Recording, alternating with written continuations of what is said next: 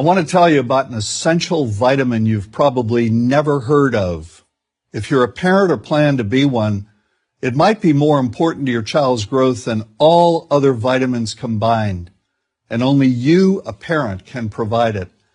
I call it vitamin N, the word no. More and more children, I find, are suffering from vitamin N deficiency, and they, their parents, and our entire culture are paying the price. Let me illustrate my point with a story that's quite typical. A father, I'll call him Bill, gave his son, age 5, pretty much everything the little boy asked for. Like most parents, Bill wanted more than anything for his son to be happy, but he wasn't. Instead, he was petulant, moody, and often sullen. He was also having problems getting along with other children. In addition, he was very demanding and rarely, if ever, expressed any appreciation, let alone gratitude, for all the things Bill and his wife were giving him. Was his son depressed, Bill wanted to know? Did he need therapy? His son, I told him, was suffering the predictable ill effects of being overindulged.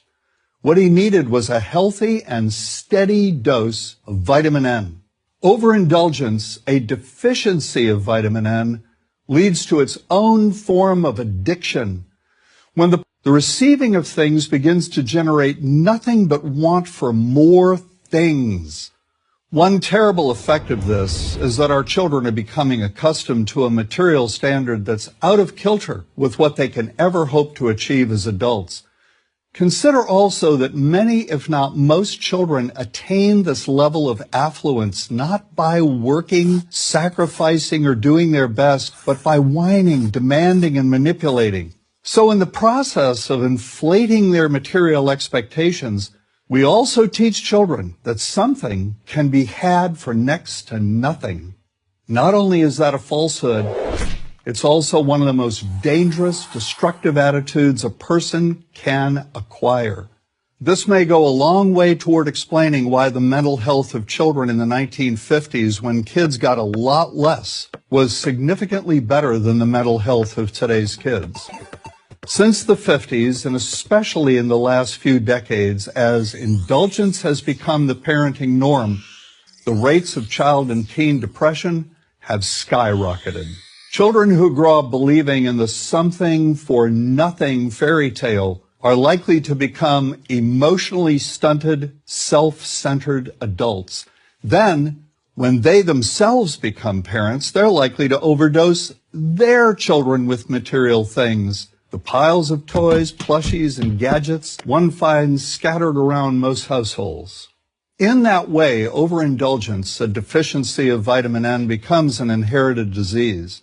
An addiction passed from one generation to the next.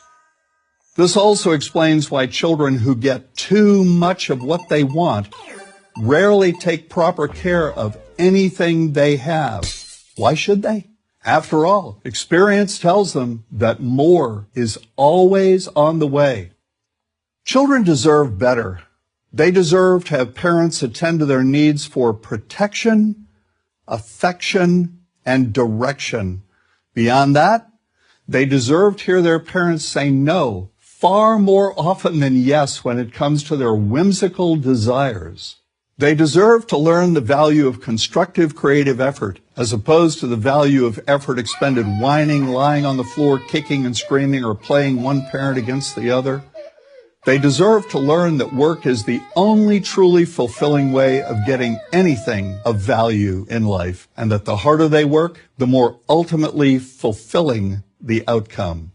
In the process of trying to protect children from frustration, parents have turned reality upside down. A child raised in this topsy-turvy fashion may not have the skills needed to stand on his or her own 2 feet when the time comes to do so.